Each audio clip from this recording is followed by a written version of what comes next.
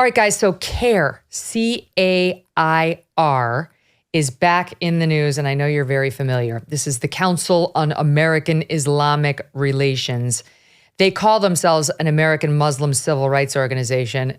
No, they're not for civil rights. They're for censorship, silencing anyone who is critical of radical Islam or anything having to do with somebody who happens to be Muslim who does something wrong. You're not allowed to say it, according to CAIR, because, I don't know, because they're CAIR and they will threaten to sue you. They've threatened to sue me so many times. Guess what? They've never done it and they're not going to do it now. And if you want to, bring it. Bring it. I welcome it. I will sick my lawyer, Brian Friedman, on you and we'll have some fun. It'll be great. In any event, CAIR and its executive director, Nihad Awad, have stepped in it. And how? At a November conference, they maintain that they are not anti-Semitic. They've maintained that all along, even though their founders had praised Hamas. This guy I'm about to talk about once praised Hamas, but he says, well, it was before it was officially formed, exactly. No, but they're not anti-Semitic. He was at a November conference hosted by the American Muslims for Palestine. And this is what this executive director, Nihad Awad, had to say about the 10/7 attacks. And yes, I was happy to see people breaking the siege and throwing down the shackles of their own land and walk free into their land. And yes, the people of Gaza have the right to self-defense, have the right to defend themselves. And yes, Israel as an occupying power does not have that right to self-defense. Gaza became the liberation source, the inspiration for people. The Gazans were the victorious. Lovely. So now, because this guy and CAIR are tight with the White House, in particular, CAIR was part of the Biden administration's U.S. national strategy to counter anti-Semitism strategy. This group, whose executive director was really happy on 10/7, they're breaking up. The White House has now scrubbed its website from to remove the CAIR reference, because they've come a couple of times and cooperated with the White House. That is, a couple of times. It was in May. They cooperated with the White House on an anti-Semitism thing. And now they're breaking up because he said this. So the guy says it was all taken out of context. It was taken out of context by an anti-Muslim, anti-Palestinian hate website to distort his meaning. He said he was referring to the Palestinians who crossed into Gaza, from Gaza into Israel after the border was breached that day, but did not themselves engage in violence. You see, it wasn't. That's what he was talking about when he said that Israel has no right to self-defense and that Gaza became the liberation source, the inspiration, and that he was happy to see people breaking the siege and so on. What do you make of it, Matt? This is a lovely group. None of that makes sense. And it's worth actually unpacking all of the ways that he builds towards this horrific conclusion. So he says there's a siege. There wasn't a siege. There's not a siege is when you surround. There is now because you went in and raped everybody and killed 1,200 people. You're going to get your ass sieged in that scenario. But what was existing on October 6th wasn't a siege. If you don't allow 19,000 residents of Gaza to come in and work across the border into your country, if it's a siege, that's not what sieges look like. The territories that they came in, another thing that he gets wrong, it's not formerly occupied Palestinian territory. That's not what that is. Some of those kibbutzes predate the founding of Israel. So Jews have been living there a long time. You know, the history didn't begin in 1948, lady, right? In 1930, that kibbutz there where you just massacred all the people and threw grenades into the safe room where the kids were. And Liz has seen those videos. I'm not ever going to allow myself to be exposed to it. That is not a siege. That was not occupied territory. So you're getting all these things wrong to build to this conclusion that Israel somehow doesn't have a right to self-defense. They would be the only nation state or sovereign country in the world. that doesn't have a right to self-defense? That's kind of an odd formulation too. And these types of dumb things that people say over and over again, Gaza occupied? No, it's been disoccupied since 2005.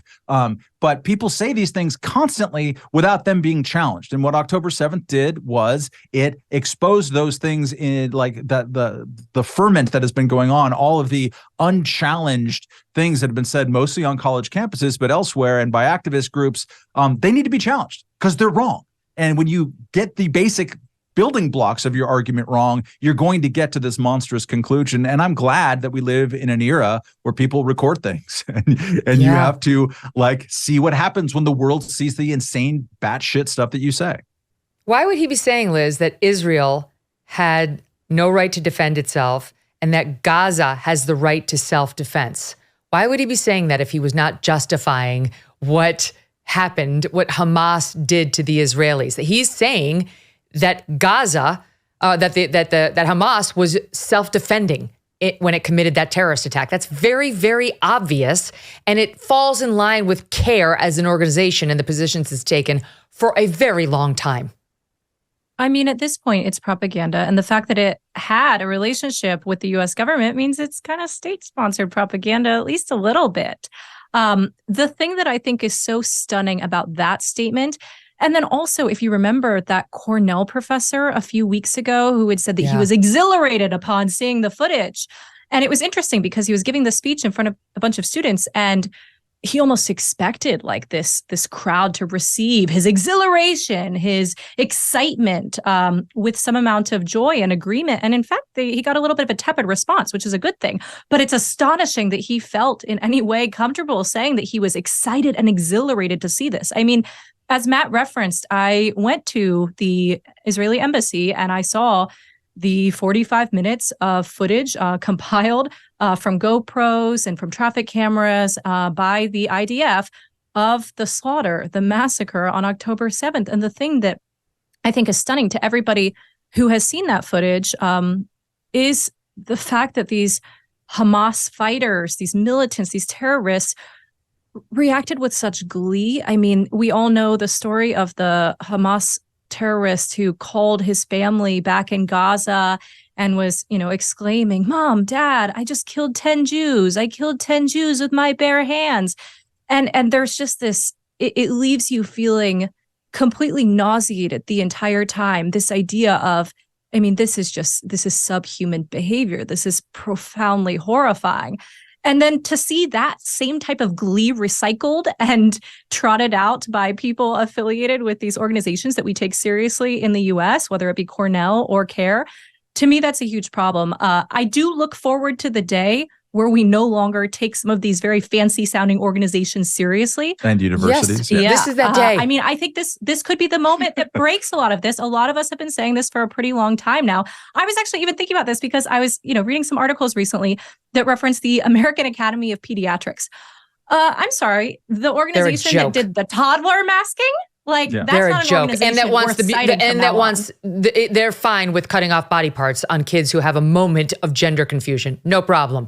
They are a joke, and no parent should be listening to them. Honestly, they've sacrificed their credibility. But wait, Liz, I knew you were young. I didn't realize you were quite that young. When you were, by what you said earlier, high school. In high school, I was having arguments with CAIR on Fox News, and Matt was helping me. I remember because I remember I love Reason. I've liked Matt for a long time and read his stuff. They've always been like this. They've always been. And the thing about CAIR is they're chief cancelers. If you say anything that they deem anti-Muslim or anti-Islamic, they will work to get your movie canceled, your career canceled. Guess what, CAIR? You're canceled. You are canceled. Your executive director said he was happy about 10/7. It's done for you. The White House is broken up for you.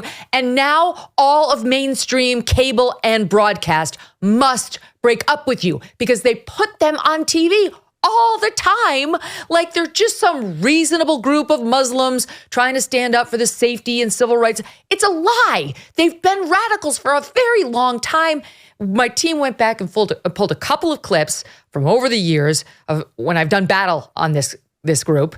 One, I think, is when they tried to ban Ayaan Hirsi Ali's movie. I think it was called Honor Diaries, about honor killings done in the Islamist world, and they tried to have it pulled, and Brandeis University did pull it. Ayaan was a Muslim and has a lot of reasons to complain about this, but no, CAIR says she had to be silenced. And then the second clip you're going to see, they're butted together, was when they tried to have Juan Williams fired from NPR after he admitted that this is 9 years after 9/11. This second clip is from 2010. You were in middle school, Liz. And I think Juan high school is saying, at that point. Okay. But Juan is saying when he gets on an airplane and he sees men in Muslim dress, he gets a little nervous. This is 9 years after 9/11. But then he was quick to say, and I feel bad about that. Like, I know it's not all Muslim men. He was just trying to start a conversation. They pushed to get him. They did get him fired from NPR. Just a little walk down memory lane. Here it is.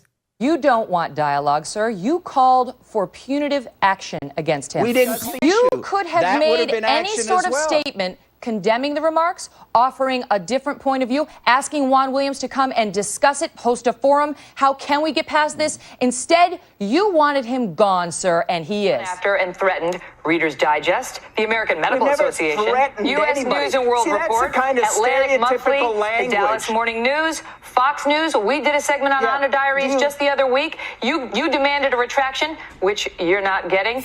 Every time you hear something you don't like, you try to shut down the message. Whereas here in America, we like speech. That's called good the and bad. Constitution. It's called the First Amendment. Do you think the First Amendment allows more speech, even speech you don't like?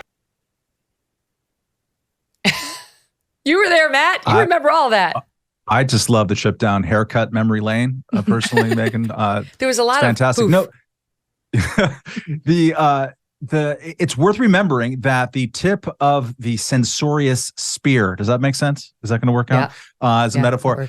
Has been notions associated with Islam. Before we got into the spasm of university cancellations and kind of the woke thing that's seen over the last 10 years, some of that, comes with Ferguson, it comes with George Floyd, the Me Too movement. All that's been supercharged. But what predates all of that is particularly what we did after 9/11, having to do with oversensitivity towards CAIR-like concerns. Like, you can't depict the Prophet Muhammad ever, even in the context of showing the cover story from Charlie Hebdo, or the cover image from Charlie Hebdo, the French satirical weekly, after their own editors and cartoonists had been murdered in cold blood for their satirical cartoons of perhaps the Prophet Muhammad. You can't even show that in a news story. You can't even show it in the New York Times. They did an article after the Charlie Hebdo massacre about a statue of the Prophet Muhammad that stood atop a New York City courthouse within walking distance of where we're taping this with you, Megyn, stood up there without anybody worrying about it for 50 years, and was eventually taken down and sent to a warehouse. And as part of this sort of historical and interesting look at how this bit of imagery was used, they didn't show a file photo of it. We are scared of historical news photos of existing statuary. By the way, the Prophet Muhammad is depicted inside of the Supreme Court. But you recall South Park had to censor itself. The only time those guys have ever been censored was over depicting what was probably Muhammad in a cartoon bear suit. Salman Rushdie got attacked again recently. We've already kind of absorbed that memory hold that. This is where self-censorship in the West has happened. And it's happened because of organizations like CAIR, but even more because of the cowardice of the people who are supposed to be in the free speech business. It's the Christmas and holiday season, everyone. Time for gift giving, parties with friends and family, and getting compliments everywhere you go, looking years younger thanks to Genucel. From now through Christmas, Genucel's most popular package is more than 70% off at Genucel.com. Treat yourself and a loved one to the absolute best skincare in the world. See those troubling forehead wrinkles, fine lines, skin redness, pesky bags and puffiness, and even a sagging jawline disappear with Genucel's most popular collection. With its immediate effects product, see results in less than 12 hours, guaranteed, or you get your money back. Plus, included in every one of their most popular packages is a free hyaluronic acid serum. Totally great. You need this, especially this time of year, for skin hydration that will restore your youthful appearance. Visit Genucel.com/MK60 right now and you just enter my special promo, MK60, to get an additional 10% off your entire order. Every order today instantly upgraded to free express shipping. Genucel.com/MK60. That's GENUCEL.com/MK60. Hey, thanks so much for watching. If you like what you just saw, hit the subscribe button for more clips and full episodes.